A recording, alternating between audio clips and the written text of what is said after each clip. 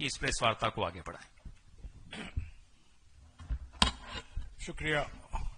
पहले तो मैं झारखंड की जनता को बधाई देता हूं कि उन्होंने हमारे देश के लिए एक नया रास्ता दिखाया है, मार्गदर्शन दिया है।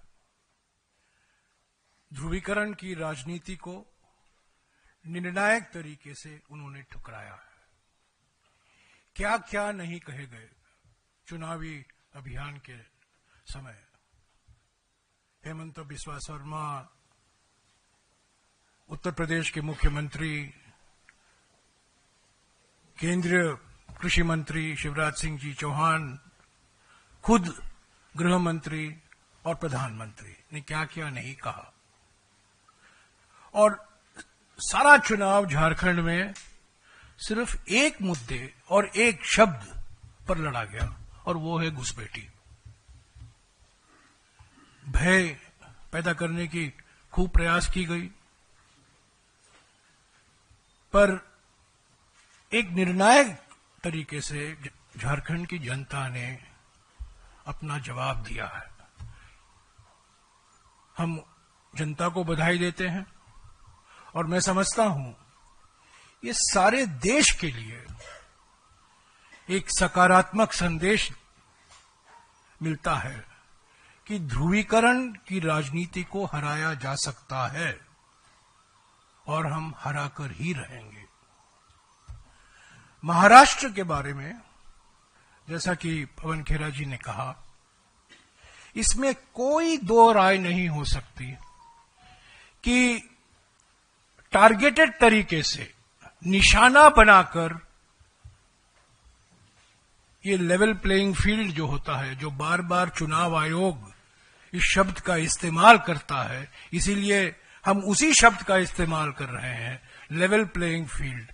लेवल प्लेइंग फील्ड को बिगाड़ा गया है, जानबूझकर, निशाना बनाकर, टारगेटेड तरीके से ये लेवल प्लेइंग फील्ड महाराष्ट्र में बिगाड़ा गया। चुनाव के नतीजे आए हैं, ये अप्रत्याशित हैं हमारे लिए। महाराष्ट्र के चुनाव के नतीजे हमारे लिए अप्रत्याशित हैं, हमारे लिए अति आश्चर्यपूर्ण, और मैं समझता हूं ये भी कहा जा सकता है ये अकथनीय है। इसका कोई समझने की कोशिश करेगा वो समझने नहीं पाएगा। कई लोग विश्लेषण कर रहे हैं सुबह से, विकास की जीत हुई है।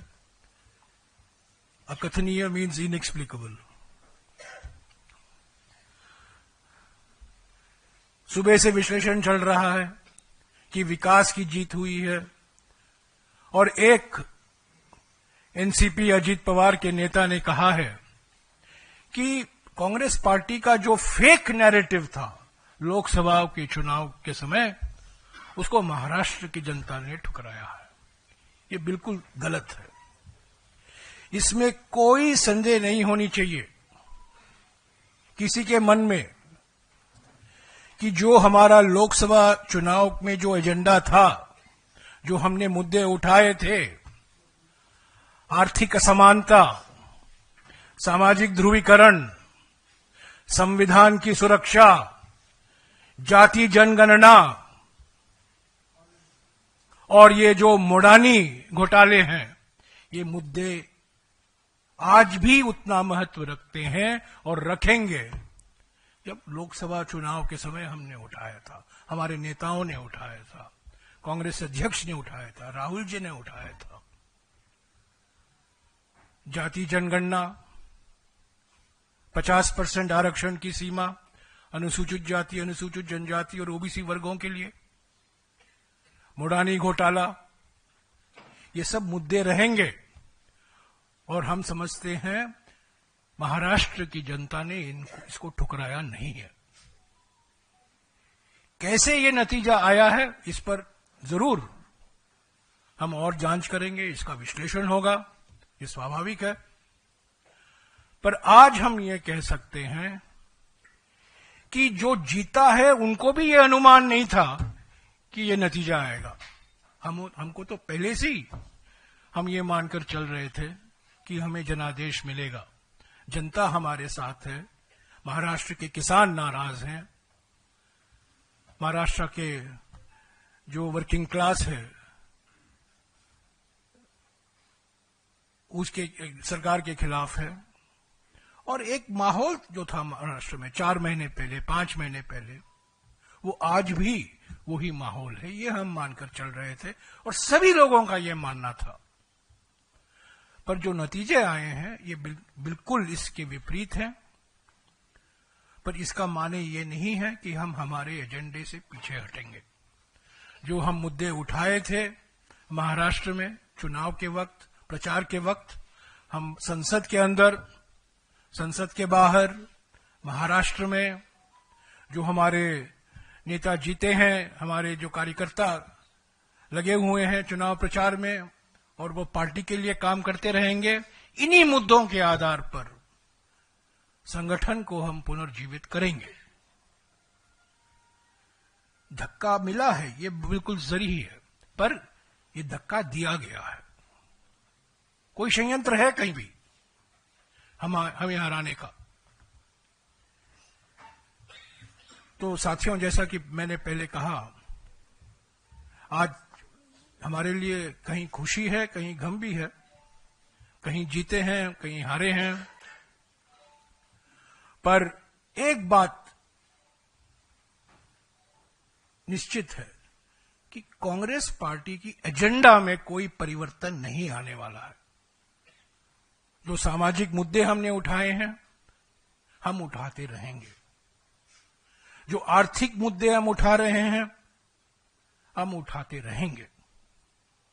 बोडानी का मसला रहेगा, जाति जनगणना की मांग हम करते रहेंगे, संविधान की सुरक्षा के बारे में जो कदम उठाने हैं हम उठाते रहेंगे, उसका जिक्र हम करते रहेंगे। पर पूरा विश्लेषण के बाद ही पता चलेगा कि ये जो अजीब सा नतीजा आया है महाराष्ट्र में, बिल्कुल अजीब, इसका और मैं कोई शब्द इस्तेमाल नहीं कर सकता हूं, बिल्कुल अजीब है, समझा ही नहीं जा सकता। हाँ, बहुत कुछ लोग कह रहे हैं इसलिए हमने जीता, इसके कारण हम जीते। अभी अभी मैंने देखा प्रधानमंत्री ने कहा है कि विकास की जीत है। तो ये सब मैं समझता हूं ये इनको जो ज्ञान आई है चुनाव के नतीजे के बाद, ये भाषा नहीं थी चुनाव के नतीजे के पहले।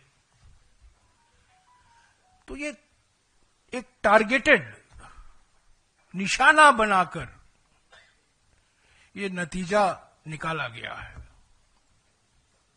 पर हमारा हौसला कमजोर नहीं हुआ है।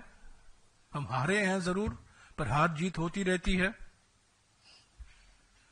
हम लड़ेंगे, लड़ते रहेंगे, जनता की मुद्दे उठाते रहेंगे और संगठन में जो और मजबूती से हमें काम करना है, महाराष्ट्र में खास तौर से जो कदम उठाने हैं, मैं समझता हूं अगले कुछ दिनों में कांग्रेस अध्यक्ष और राज्य के जो नेता हैं उनके बीच में बातचीत होगी और जो कदम उठाने हैं उठाते रहेंगे। अगर आपके कुछ सवाल हैं तो अभी और